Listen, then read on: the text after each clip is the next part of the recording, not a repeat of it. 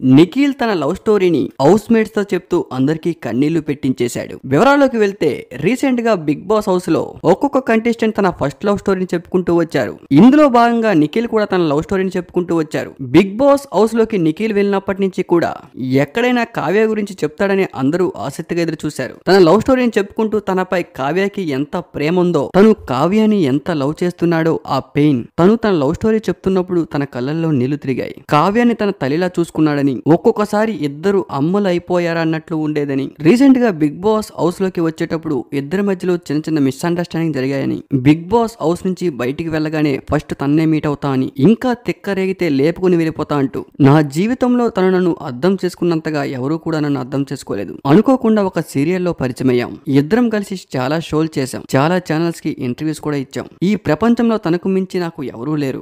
ఏది ఏమైనా తనను మాత్రం వదులుకోను. ఎలాగైనా తనని ఒప్పించి పెళ్లి చేసుకుంటా.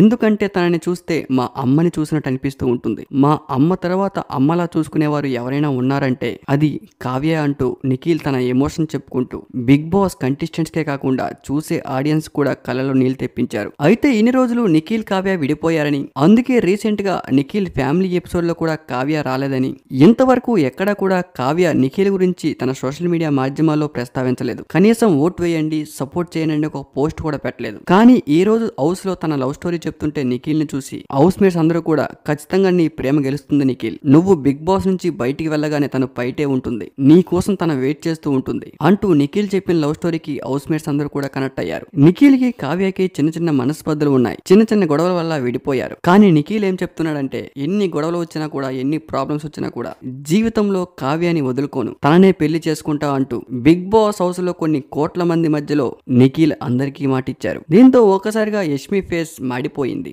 నిఖిల్ కావ్య గురించి మాట్లాడుతూ తన లవ్ స్టోరీ చెప్పడం నిఖిల్ ఫ్యాన్స్ అందరికీ కూడా మంచి హ్యాపీ మూమెంట్ నే చెప్పుకోవాలి.